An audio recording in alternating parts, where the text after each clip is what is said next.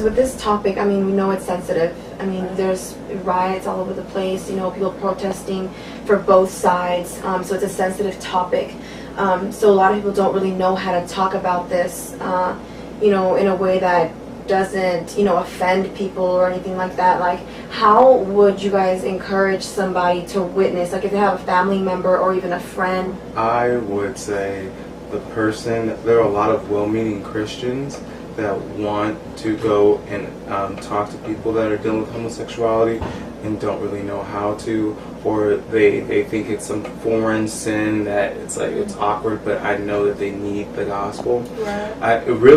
I would encourage a Christian that wants to go talk to a person that's in homosexuality to really connect with the cross of Christ, to really see yourself in view of the cross, and to really go deep with it, because then you can really see that the playing field is all leveled when you're standing before Jesus. Yeah. So if you haven't suffered or haven't struggled with homosexuality, it doesn't give you some kind of leverage, like you're on the same level.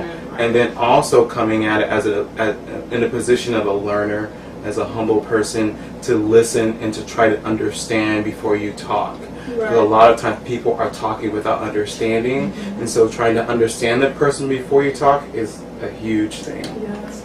And I would say just give them the entire gospel. Like, you don't have to like zero in on homosexuality, just zero in on sin in general. Yeah. Like, and definitely mention homosexuality as being a sin, because a lot of times when I'm talking to people, I notice that they put like their guard up, like, oh, she's about to talk, especially when they see the shirt, they're like, she's about to talk to me about homosexuality, and I hit another direction. Like, hey, you know, where do you think you will go when you know, die, or just something like that, or I hit on another sin. So just to really give them the entire gospel. And also, if you're giving them the gospel and you're like exposing their sin, one thing that I do, I definitely, when they start like getting kind of upset or kind of tense, like I shift the attention back on me, and I start talking about how I was a sinner, and I explain why I'm ex-homosexual, that I was in a lifestyle, and so that kind of loosens them up, because they're like, okay, well, she's on herself now, and then that's when I bring it back up, like, hey, well, you know, you're a sin.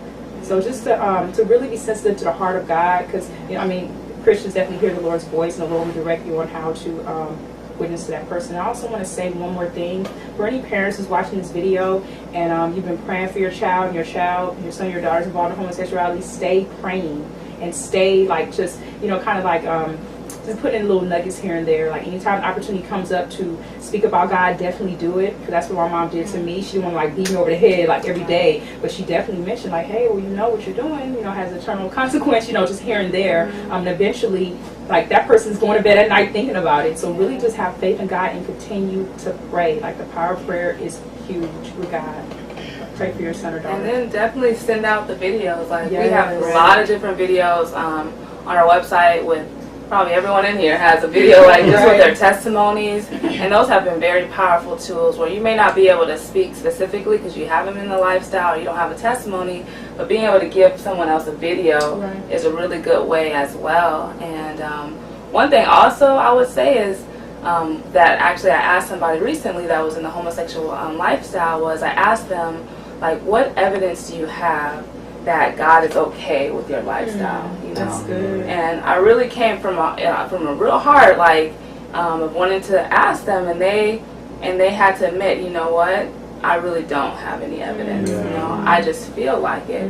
And the thing is, like, as a Christian, the reality is that they don't have any evidence, but as a Christian, like, we do have the evidence that God's word is true, and that he is against homosexuality, but that he does want to redeem us and save us. So I think even asking questions like that will help people to see, you know what, I really don't have a solid foundation that I thought. You know, I am really relying just on what I feel. And it kind of gives you a better way to come in and be able to help them to see just the solidity and the authenticity of the scriptures, you know.